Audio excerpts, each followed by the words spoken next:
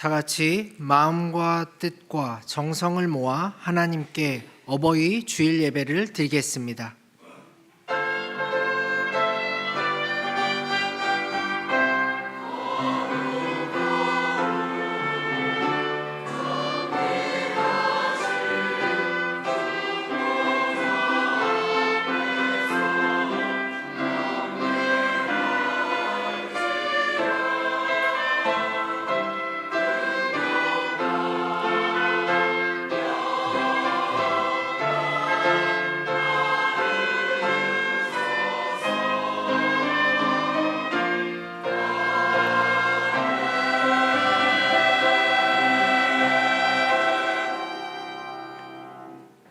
너희는 거룩하라. 이는 나 여호와 너희 하나님이 거룩함이니라.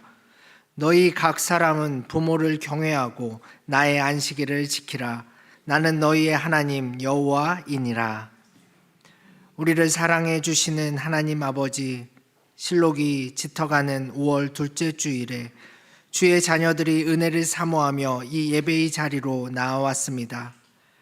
특별히 오늘은 우리를 낳아주고 길러주신 부모님의 은혜를 마음에 새기며 주님 앞에 서게 되는 어버이 주일입니다. 들려주시는 말씀을 통해 하늘아버지의 뜻을 알게 하시고 가정과 교회를 세울 수 있는 순종과 섬김의 길을 깨닫게 하여 주옵소서. 예수 그리스도의 이름으로 기원하옵나이다. 아멘. 다 같이 자리에서 일어나셔서 찬송가 44장 찬양하시겠습니다.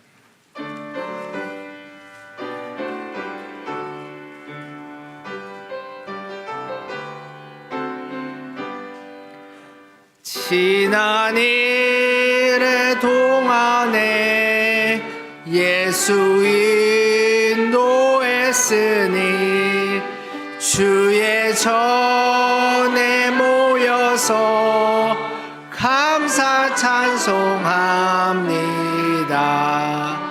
가장 복된 이날은 하늘 안식표로다. 가장 복된 이날은 하늘 안식표로다.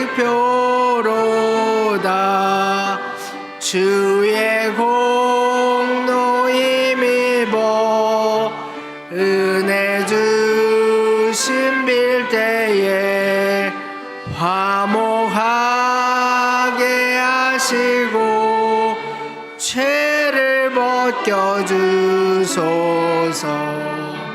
세상 걱정 버리고 은혜 받게 하소서. 세상 걱정 버리고 은혜 받게 하소서. 하나님의 이름을 찬송하러 왔으니 무인 중에 계시고 영광 나타내소서. 기쁜 하늘 잔치에 참여하게 하소서. 기쁜 하늘 잔치에 참여하게 하소서.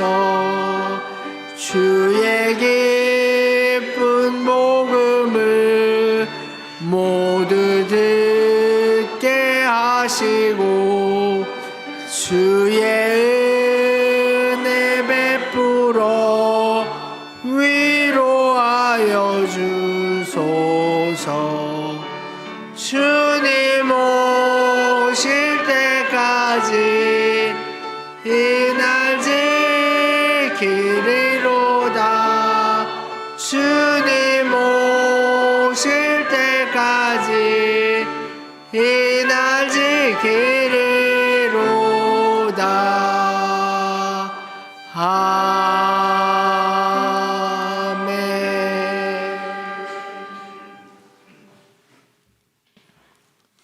하나님 아버지, 하나님께서는 자녀인 우리에게 부모 공경의 명령과 그에 따르는 복을 약속해 주셨습니다. 하지만 저희는 이러한 율법의 말씀을 잘 알고 있었음에도 부모님의 뜻을 거역할 때가 많았습니다. 부모님의 훈계를 싫어하기도 했습니다. 쇠약해진 부모님을 돌보는 일을 무거운 짐처럼 생각하기도 했습니다. 부모 공경의 명령을 저버리고 그분들이 베풀어 주신 은혜마저 망각한 채 살아가고 있는 저희의 완악함과 배은망덕들을 용서해 주시옵소서. 이제는 하나님과 우리만이 아는 죄를 계속해서 참여하며 고백합니다.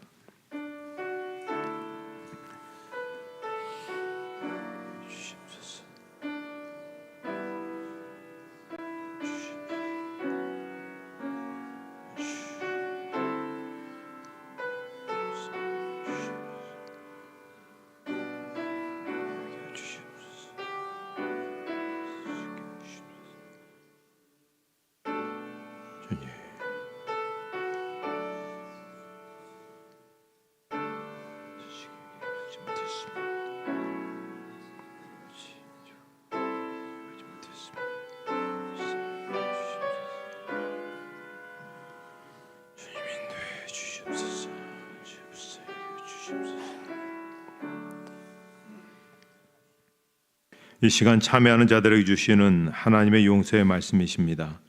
나는 그에게 아버지가 되고 그는 내게 아들이 되리니 그가 만일 죄를 범하면 내가 사람의 매와 인생의 채찍으로 징계하려니와 내가 내 앞에서 물러나게 한 사울에게서 내 은총을 빼앗은 것처럼 그에게서 빼앗지는 아니하리라. 아멘. 사도신경으로 우리의 신앙을 고백하겠습니다. 나는 전능하신 아버지 하나님 천지의 창조주를 믿습니다. 나는 그의 유일하신 아들 우리 주 예수 그리스도를 믿습니다. 그는 성령으로 잉태되어 동정녀 마리아에게서 나시고 본디오 빌라도에게 고난을 받아 십자가에 못 박혀 죽으시고 장사된 지 사흘 만에 죽은 자 가운데서 다시 살아나셨으며 하늘에 오르시어 전능하신 아버지 하나님 우편에 앉아 계시다가 거기로부터 살아있는 자와 죽은 자를 심판하러 오십니다. 나는 성령을 믿으며 거룩한 공교회와 성도의 교제와 죄를 용서받는 것과 몸의 부활과 영생을 믿습니다. 아멘. 찬송가 1장 찬양하시겠습니다.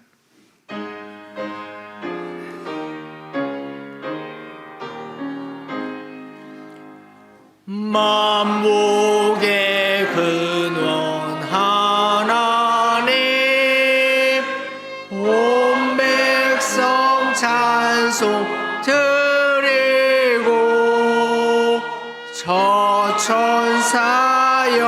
찬송하세 찬송 성부 성자 성령 아멘.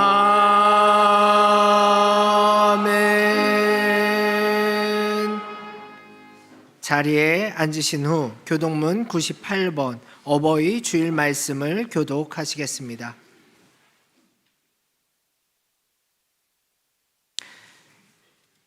내 부모를 공경하라.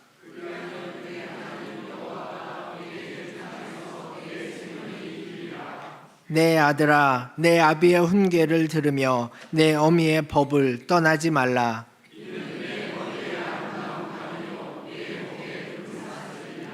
너를 낳은 아비에게 청종하고 내 늙은 어미를 경히 여기지 말지니라.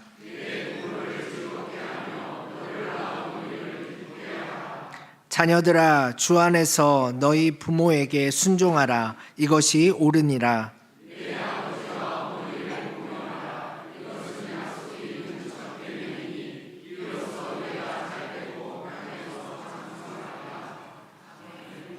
김봉천 장로님께서 기도 인도해 주시겠습니다.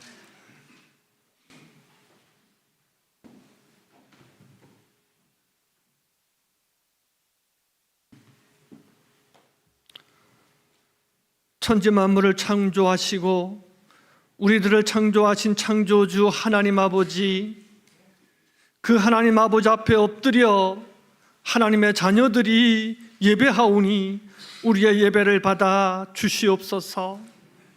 예배하기에 참으로 부족하고 예배하기에 참으로 죄인된 모습이지만 이 시간 저희들을 불쌍히 여기셔서 하나님의 긍휼하심으로 덮어주시고 예수 그리스도의 보혈로 씻어주셔서 예배자로서 설 때에 부족함이 없도록 저희들을 세워 주시옵소서. 하나님 보시기에 너무나도 부족하고 연약한 죄인이지만 그럼에도 불구하고 예수 그리스도의 보혈을 의지하고 엎드렸으니 이 한 시간 주의 보혈로 씻어 정결하게 하셔서 하나님의 자녀로서 부족함이 없도록 저희들을 지키시고 인도하여 주시옵소서. 하나님, 아름다운 계절을 주심을 감사합니다. 겨우 내내 죽었던 같이 보였던 나무들이 하나님께서 따스한 온기를 불어 넣으시자 푸른 잎들로 온 산이 초록으로 물들고 아름다운 꽃들이 만발하고 향기를 내뿜으며 하나님이 지으신 자연동산을 볼 때에 너무나도 아름답고 좋습니다. 이 아름다운 자연을 창조하신 하나님은 분명코 아름다우신 하나님이십니다. 그 아름다우신 하나님 앞에 저희들이 엎드려 예배하며 찬양하며 그 아름다운 하나님을 높여드립니다. 우리의 예배와 우리의 찬양을 받아 주시옵소서. 하나님, 그러나 저희들이 인간의 욕심으로 인하여 하나님이 창조하신 이 아름다운 자연을, 창조한 세계를 저희들이 훼손하고 파괴하였습니다. 그러므로 말미암아 지구촌이 병들어 있고, 그러므로 말미암아 기후 변화로 가뭄과 또한 홍수와 또한 태풍으로 어려움을 겪고 있는 것 또한 우리의 현실입니다. 하나님이 한 시간 저희들의 욕심을, 저희들의 죄악을 용서하여 주시고 저희들의 욕심을 내려놓고 하나님께서 자연을 잘 보존하라고 하신 그 명령, 그 말씀 따라 우리에게 주신 이 자연을 아름답게 잘 보존하여 우리 후손들에게 물려줄 수 있도록 인도하여 주시옵소서. 하나님, 오늘은 특별히 어버이 주일로 하나님 앞에 올려드립니다. 우리 부모님을 통하여 육신의 생명을 얻게 하시고 그 부모님들의 한없는 사랑과 그 부모님들의 끝없는 희생으로 말미암아 저희들이 여기까지 이르러 장성하게 되었음을 고백합니다. 하나님, 그러므로 저희들이 부모님의 그 사랑을 어찌다 갚을 수 있겠습니까? 하나님, 너희는 주 안에서 부모를 공경하라 하신 그 말씀 그대로 우리 부모님들에게 온 마음과 정성을 다하여 효를 다할 수 있도록 인도하여 주시옵소서. 우리의 부모님들이 마냥 우리 곁에 계시지 않습니다. 그러므로 부모님이 계실 때에 온 마음과 정성을 다하여 이분들을 잘 섬기고 또 부모님 앞에 효를 다하는 저희들 되게 인도하여 주시옵소서. 하나님, 저에게 아름다운 가정을 허락하여 주셨음을 감사합니다. 이 부모님의 사랑 속에 저희들이 거하게 하시고 또 저희들의 자녀들이 잘 자라나게 하시며 이 가정 속에서 하나님의 은혜를 깨닫게 하시니 감사합니다. 이 시간 간절히 기도하옵기는 우리의 가정 속에서 그 하나님의 사랑이 대대로 유전될 수 있도록 인도해 주시옵소서. 가장 큰 일이, 가장 귀한 일이 우리의 믿음이 우리 대에서 끊어지는 것이 아니라 우리의 믿음이 우리의 자녀를 통하여, 우리의 손자를 통하여 대대손손이 우리의 믿음들이 유전될 수 있도록 하나님 각 가정 위에 큰 복을 허락하여 주시옵소서. 그리하여 하나님의 은혜가 수천 대에 흐르게 하는 귀한 복들이 우리 대형교회 온 가정 위에 가득하기를 간절히 기도합니다. 아버지 하나님, 대형교회를 위해 기도합니다. 이곳에 하나님의 귀한 성전을 세우시고 여기까지 인도하신 하나님, 감사와 영광을 올려드립니다. 하나님, 대형교회가 대를 거듭할수록 더욱더 성장하고 부흥하는 귀한 교회 되게 하여 주시옵소서. 그리하여 지역사회를 섬기며 구원하여 내고 전 세계를 나가여 복음을 전하는 귀한 선교하는 교회로 우뚝 세워 주시옵소서.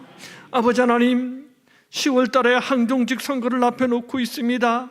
이를 위하여 기도합니다. 참으로 하나님 마음에 합한 자, 하나님의 마음에 합당한 자들이 장로로, 안수집사로, 권사로 세움받게 하여 주시고 그들을 통하여 대형교회가 더욱더 부흥성장할 수 있는 놀라운 은혜가 있게 하여 주시옵소서.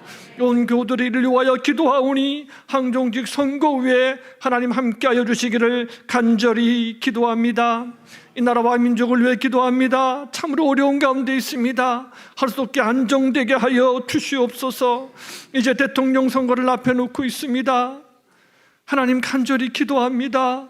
하나님을 두려워하는 자, 하나님을 무서워하는 자, 그가 대통령이 될 수 있도록 하나님 이 대통령 선거에 간섭하여 주시고 함께하여 주시옵소서. 그러므로 이 나라의 정치가 하루속히 안정화되게 하여 주시고 이 나라의 경제가 더욱더 든든히 서가게 하여 주시어서 없는 자들, 가난한 자들이 고통받지 아니하도록 함께하여 주시옵소서. 한국교회가 더욱더 이를 위하여 기도하며 하나님 앞에 나아갈 수 있도록 하나님 은혜를 더하여 주시옵소서. 이 나라의 군대가, 이 나라의 학원이, 하나님 이 나라의 국회가 복음화되는 놀라운 은혜를 부어 주시옵소서. 북녘 땅에 있는 대동본의 형제들 기억해 주시기를 간절히 기도합니다. 이 시간에도 지하 동굴에서 또 지하 교회에서 산속에서 엎드려 예배하는 그들의 예배를 받아 주시옵소서. 북녘 땅을 향한 진노의 팔을 이제 거두시고 성령의 불바다로 하나님의 사랑으로 다시 한번 북녘 땅을 보듬어 주시옵소서. 그러므로 남북에 어울려 함께 예배하는 통일 조국을 허락하여 주시옵소서. 이 한 시간 말씀을 들고 서시는 담임 목사님 강권적으로 붙들어 주시어서 귀한 말씀이 선포되게 하여 주시고 온 교우들이 마음문을 활짝 열고 그 말씀 붙들고 또 우리의 삶을 이어갈 수 있도록 은혜를 더하여 주시옵소서. 하나님 앞에 찬양을 올려드리는 할렐루야 찬양대의 찬양을 홀로 받으시고 영광받아 주시옵소서. 이 시간 저희들이 하나님 앞에 엎드려 고백합니다. 나의 힘이신 여호와여, 내가 주를 사랑하나이다. 존귀하신 예수님의 이름으로 기도하옵나이다.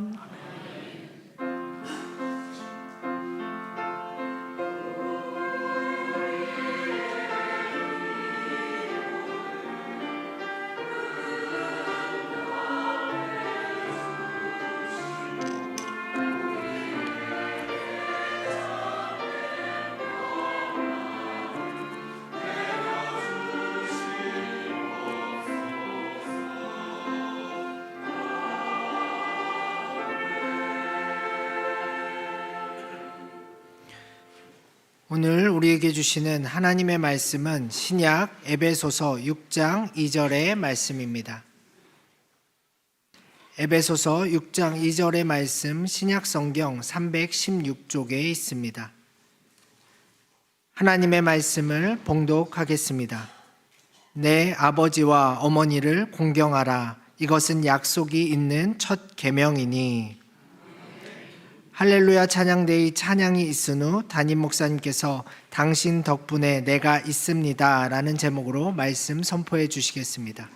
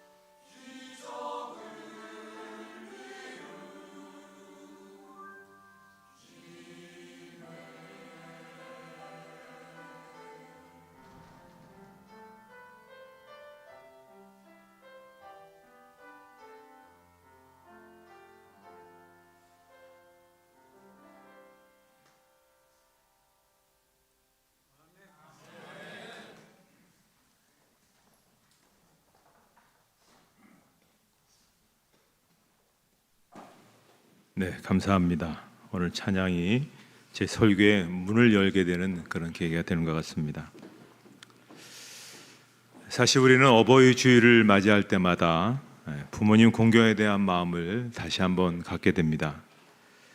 조금 이상한 질문 같지만 이런 질문을 한번 던져보고 싶습니다. 왜 하나님께서는 십계명에 자녀를 사랑하라는 명령을 하지 않으셨을까 하는 겁니다. 부모 공경이 자녀 사랑보다 더 큰 덕목이기 때문에 그럴까?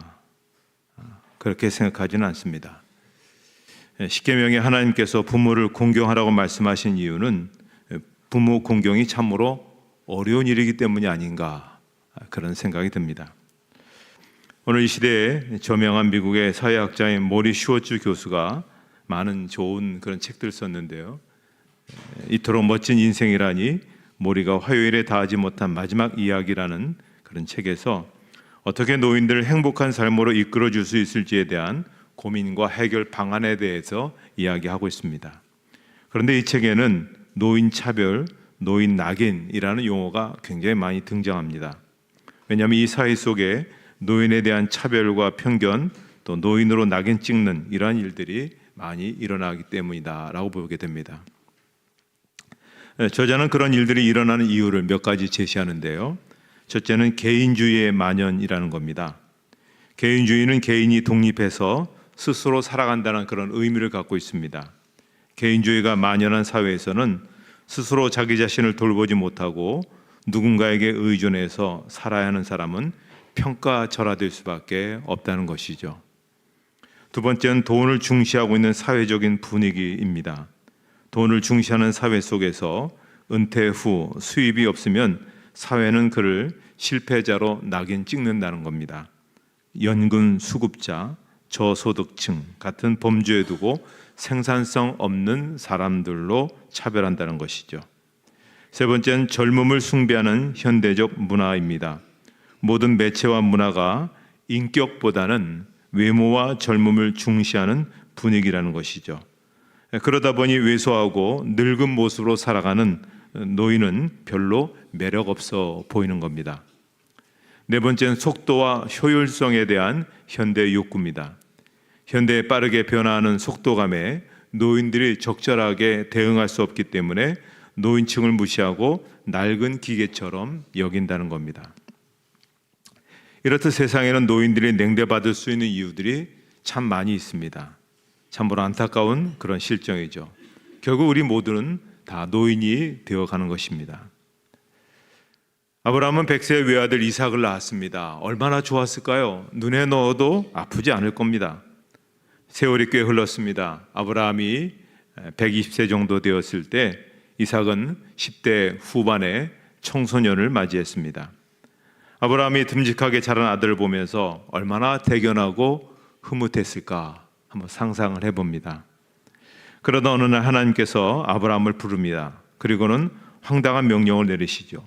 모리아 산에 가서 이삭을 죽여서 번제로 제사로 드려라. 그런 얘기입니다. 물론 이것은 아브라함의 신앙을 테스트하기 위함이었습니다. 놀랍게도 아브라함이 그 황당한 명령이지만 순종합니다. 다음날 아침 일찍 채비를 하고 길을 떠나죠. 그리고 3일 만에 모리아산에 도착해서는 제단 위에 이삭을 올려놓고 칼로 내리치려 하자 하나님이 천사를 시켜서 급히 제지시킵니다. 저는 여기서 아브라함의 신앙도 대단하지만 이삭의 신앙도 대단하다라는 사실을 발견합니다. 여러분 한번 생각해 보십시오. 아브라함은 100세가 넘은 그런 노구입니다. 이삭은 10대 후반에 아주 힘있고 팔팔한 청년입니다. 어떻게 혼자서 그를 들어 올렸겠습니까? 아마 결정적인 순간에 자초지종을 설명했을 겁니다. 얘야, 하나님이 이러이러하게 명령했단다. 그러니 우리가 순종해야 되지 않겠니? 아마 하나님이 너를 죽이시지는 않을 거다. 무슨 뜻이 있을 거다. 이것을 히브리서 11장 17절 이하에 보면 짐작 가능한 그런 구절로서 우리가 볼 수가 있습니다. 아브라함은 시험을 받을 때 믿음으로 이삭을 드렸으니 그는 약속들을 받은 자로 돼 그 외아들을 드렸느니라. 그에게 이미 말씀하시기를 내 자손이라 칭할 자는 이삭으로 말미암음이라 하셨으니 그가 하나님이 능히 이삭을 죽은 자 가운데서 다시 살리실 줄로 생각한지라. 만약에 이삭에게 믿음이 없었다면 아버지를 이상하게 생각했을 겁니다. 치매 걸렸나? 망령 들었나? 그래서 아버지를 밀치거나 저항하거나 그 자리에서 도망칠 수도 있습니다. 그런데 이삭이 제단 위에 묶였다는 이 기록을 보면 그가 묵묵히 순종했음을 알 수가 있습니다. 그냥 스스로 제단 위에 올라가 드러누워서 묶인 겁니다. 이것은 하나님에 대한 신앙임과 동시에 아버지 아브라함에 대한 효도의 표현이라고 볼 수가 있습니다. 여러분, 아무리 효도한다 할지라도 이렇게 효도할 수 있는 사람이 과연 몇이나 될까요? 엄청난 겁니다. 죽기까지 순종한 겁니다. 노인이지만 그를 치매 걸렸다고 무시한 게 아니라 그까지 공경한 겁니다. 이렇게 효자인 이삭을 보면서 아버지 아브라함은 너무나 기뻐했을 겁니다. 그리고 하나님도 정말 기뻐하셨을 겁니다. 그래서 이삭의 생애가 그 후에 펼쳐진 걸 보면 하나님이 이 장면을 보신 이후에 그를 얼마나 기뻐하셨는지, 그를 얼마나 축복해 주셨는지 그것을 알려주는 그런 구절이 나옵니다. 창세기 25장 11절에 보면 아브라함이 죽은 후에 하나님이 그의 아들 이삭에게 복을 주셨고, 또 창세기 26장 12절로 13절에도 이삭이 그 땅에서 농사하여 그 해에 100배나 얻었고 여호와께서 복을 주심으로 그 사람이 창대하고 왕성하여 마침내 거부가 되어 하나님을 기쁘시게 하고 부모에게 효도했더니 하나님의 복의 복을 쏟아부어 주셨다는 것입니다. 그래서 하나님이 요구하시는 인간의 도리 가운데 가장 우선되는 것이 바로 부모 공경이라는 것이죠. 그래서 오늘 본문의 사도 바울은 부모 공경의 계명을 이렇게 다시 해설하고 있는데요. 에베소서 6장 1절에서부터 3절까지 말씀을 같이 한번 읽도록 하겠습니다.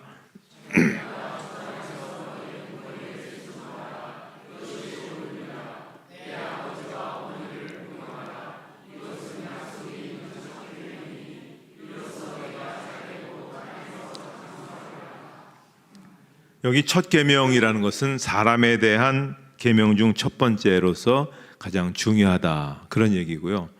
여기 약속 있는 계명이라는 것은 모든 계명 중에 축복의 약속이 붙어 있는 계명이라는 것이죠. 그러니까 하나님이 부모 공경의 계명이 너무 중요하니까 이 계명에는 인센티브를 부여해 주시는 겁니다.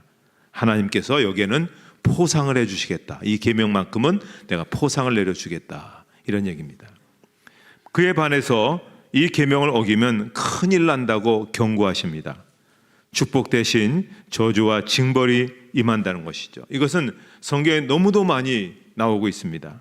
그 중에서 두 구절만 인용하면 이렇습니다. 잠언 30장 17절에 보면 아벨을 조롱하며 어미 순종하기를 싫어하는 자의 눈은 골짜기에 까매하게 쪼이고 독수리 새끼에게 먹히리라. 또 출애굽기 21장 15절에도 자기 아버지나 어머니를 치는 자는 반드시 죽일지니라. 종교개혁자 칼빈은 이 말씀을 현실 속에서 실천합니다. 그는 제네바에서 목회할 당시 시의회에 막강한 영향력을 행사해서 법을 제정하죠. 부모에게 구타한 사람을 사형시키라, 그 조항을 만듭니다. 그래서 실제로 아버지의 뺨을 때린 10대를 사형을 시킵니다. 어떤 사람이 이 사건을 보고 칼빈, 장로교를 세운 이 칼빈을 지독한 사람이라고 하지만 칼빈은 성경대로 살았던 사람입니다. 우리 장로교는 성경대로만 그렇게 사는 것을 복 있는 사람으로 생각하고 있는 겁니다. 여러분, 우리 다 모두 복 받기를 원하지 않습니까? 그렇다면 제일 좋은 길은 로또 복권 사는 것보다, 또 세상에서 빼기는 사람과 더불어 사는 것보다 더 좋은 것, 그것은 효도하는 겁니다. 부모님을 공경하는 것은 당연한 일이지만 우리 자신의 복된 삶을 위해서도 필수적이라는 것이죠. 효도의 기본은 무엇보다 부모 공양입니다. 어릴 적에 나를 낳으시고 키워주신 은혜를 기억하며 연로하신 부모님의 여러 가지 문제들을 도와주는 것이죠. 또 그 이상으로 하나 더 중요한 것이 공경과 순종이라고 봅니다. 어렸을 때는 부모님이 크게 보였습니다. 그런데 나이가 들면서 부모님이 점점 작아 보이죠. 자식들이 점점 공부도 많이 하고 또 사회적인 지위도 높아지고 또 다른 부모들과 비교해 보면 내 부모는 굉장히 약해 보일 때도 있습니다. 그러다 보면 자칫 부모를 소홀히 여기고 무시할 수가 있습니다. 성경은 공경해야 된다, 소중하게 여긴다, 자랑스럽게 여긴다, 그런 뜻입니다. 오늘 우리 시대가 정신적으로 많이 빈곤해졌습니다. 살기는 좋아졌는데 정신적으로 빈곤한 이유는 이 존경의 대상을 잃어버렸기 때문이라는 겁니다. 아니, 존경이란 단어가 오염되었던 것입니다. 여야 국회의원들이 서로를 향해 소리를 지르고 마치 모욕 경쟁을 하는 것 같으면서도 말끝마다는 서로 존경하는 의원님이라고 지칭하는 걸 보면 뭔가 서로 앞뒤가 맞지 않는 것 같죠. 그럼에도 불구하고 이 존경은 포기되어서는 안 되는 그런 가치라고 볼 수가 있습니다. 사람은 다 이기적입니다. 받는 것은 좋아하고 주는 것은 잘하지 못합니다. 우리는 자식에게 효도받고 싶어 하면서 부모는 소홀히 하는 경우가 많습니다. 오늘 이 시대는 가정적으로 사회적으로 배은망덕한 시대가 되어가고 있습니다. 그래서 우리가 이삭처럼 그렇게 죽기까지 효도하지 못할지언정 최소한 흉내라도 내면 하나님께서 우리를 가상히 여겨 주실 것입니다. 소설가 이청준이 쓴 책 야윈 젖가슴에서 애절한 이야기가 나옵니다. 실화죠. 50년대 전란 시절 어느 해 겨울 한 미국인 선교사가 눈 덮인 시골길 다림목을 지나가는데 교각 아래쪽에서 웬 갓난의 울음소리가 들려왔습니다. 선교사가 내려가 보니 한 남노한 여인이 추위와 굶주림에 지쳐 죽어 있는데 그 품속에서 갓난쟁이 여자아이가 살아서 울어대고 있었습니다.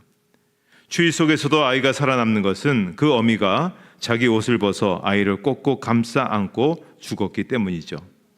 선교사는 사람들을 불러 어미를 묻어주고 아이는 자기가 거둡니다. 그리고 아이가 10살쯤 되어 철이 들기 시작할 무렵 선교사는 이제 한국에서 모든 사역을 마치고 귀임하게 될 처지가 되었을 때 아이와 함께 이야기합니다. 그간에 있었던 이야기를 하고 그리고 미국으로 가게 되죠. 그래서 이 아이도 미국으로 같이 가게 되는데 떠나기 전에 자기가 어머니에게 가서 마지막으로 인사를 해야 되겠다고 해서 자기 어머니의 무덤을 찾아가 하직 인사를 드리던 그런 날이었습니다. 그날도 날씨는 쌀쌀하게 그지없는데 여자아이는 차가운 바람기 속에 한 겹 한 겹 자기 옷을 모두 벗었습니다. 그리고 그 옷가지들로 제 어머니의 무덤을 쓰다듬듯 꼭꼭 쌓아 덮어두고 나가서 자신은 벌거벗은 몸으로 그 추위 속에 한없이 서 있었습니다. 작가는 독자들에게 한마디 던집니다. 부모님의 따뜻한 사랑을 기억하려는 마음을 잊지 말아야 한다. 어버이 주일을 맞이해서 오늘 우리는 다시 마음을 새롭게 해야 됩니다. 부모님과 주위 어르신들을 잘 모심으로 우리는 기쁘게 해드릴 수 있어야 됩니다. 그것이 궁극적으로 하나님을 기쁘시게 하는 것입니다. 또 그것은 결국 우리가 잘 되는 것이고 자자손손 복을 누리는 길입니다. 우리 모두가 그런 복된 존재가 되기를 주님의 이름으로 축복합니다. 하나님 아버지, 어버이 주일을 맞이하여서 부모님의 은혜를 생각할 수 있도록 인도해 주시니 감사합니다. 저희가 항상 부모님을 귀히 여기고 존경하고 부모님 사랑에 늘 감사하는 그런 저희들이 되게 하여 주시옵소서. 아울러 또한 우리 주변에 많은 어르신들, 우리 주변에 또 영적인 지도자들을 귀히 여기고 그들을 사랑으로 섬기며 아름다운 덕을 이어가는 우리 모두가 되게 하여 주시옵소서. 예수님의 이름으로 기도하옵나이다. 아멘.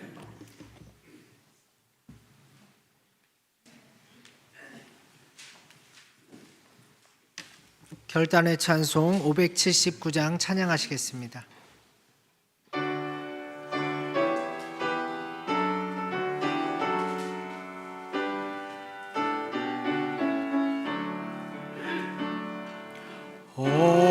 어머니의 넓은 사랑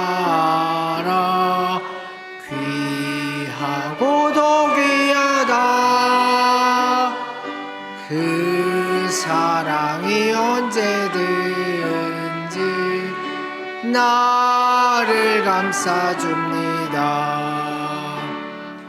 내가 울 때 어머니는 주께 기도드리고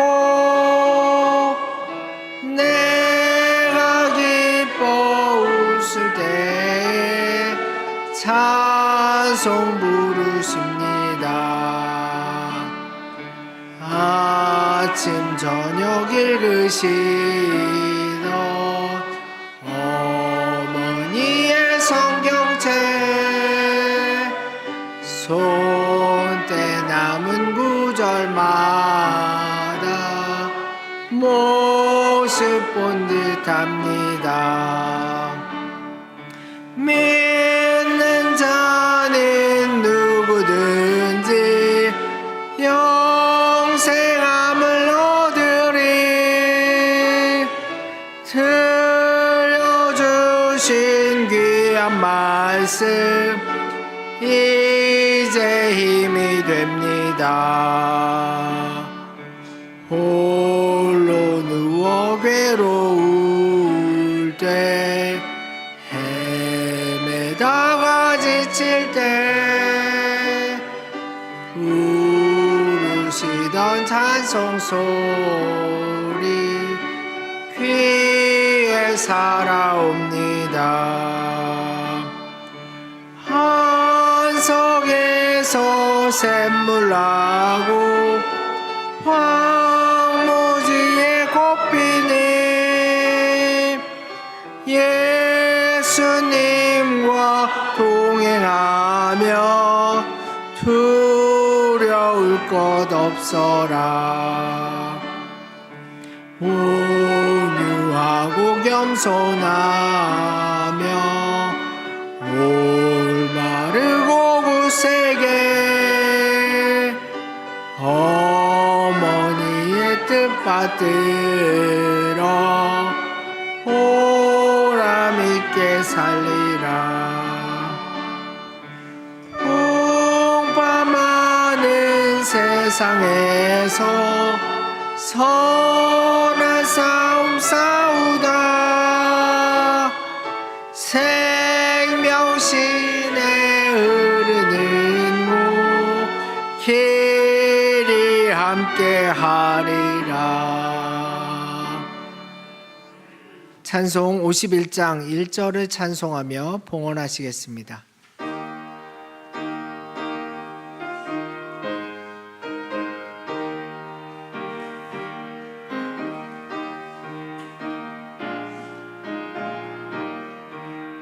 주님 주신 거룩한 날 기쁨으로 주 앞에 와 기도하고 찬양하며 주께 경배 드립니다. 내게 주신 귀한 물질 하나님께 드리오니 기뻐 받은 제물로서 연락되게 하옵소서.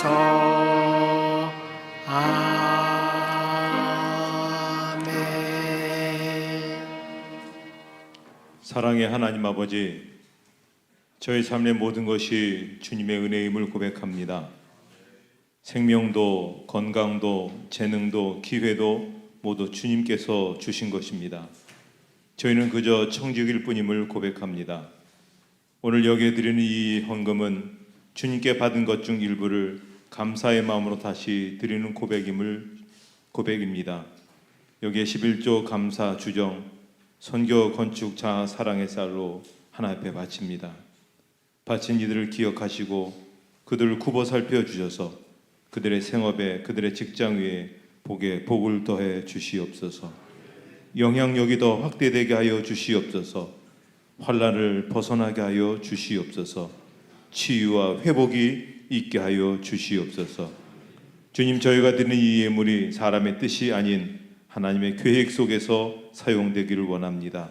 복음이 필요한 땅에, 위로가 필요한 영혼에게 주님의 따뜻한 손길로 흘러가게 하여 주시옵소서.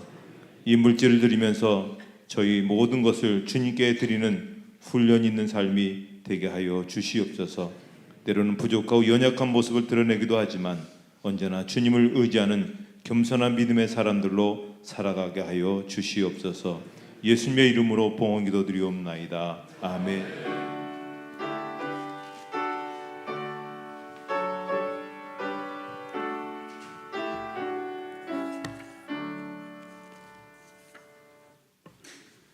교회 소식 말씀드리겠습니다. 오늘 찬양 예배는 유치부 헌신 예배로 드리겠습니다. 2부 예배 후에 각 기간 원례가 있는데요. 오늘은 행사로 인해서 여전대 원례는 다음 주로 연기가 되겠습니다.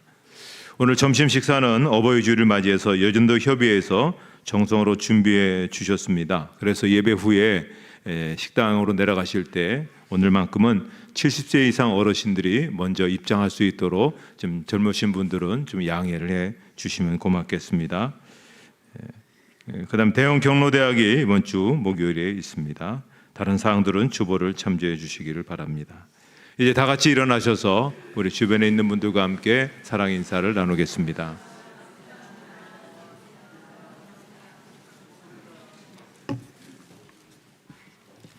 찬송가 635장 부르시고 축도로 예배를 마치도록 하겠습니다.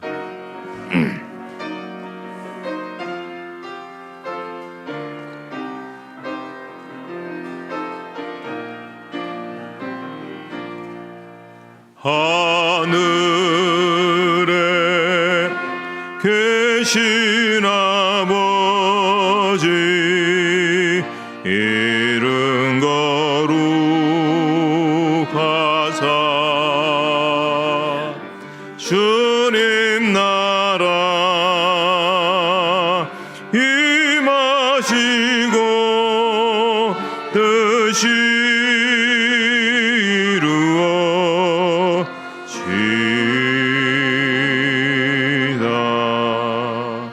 일용할 양식 주시고 우리들의 큰 죄 다 용서하시고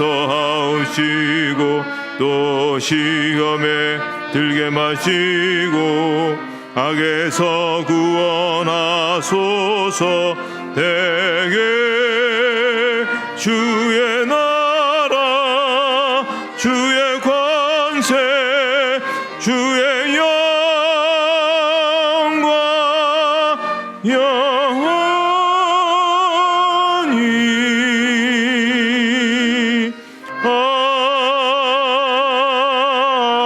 아멘.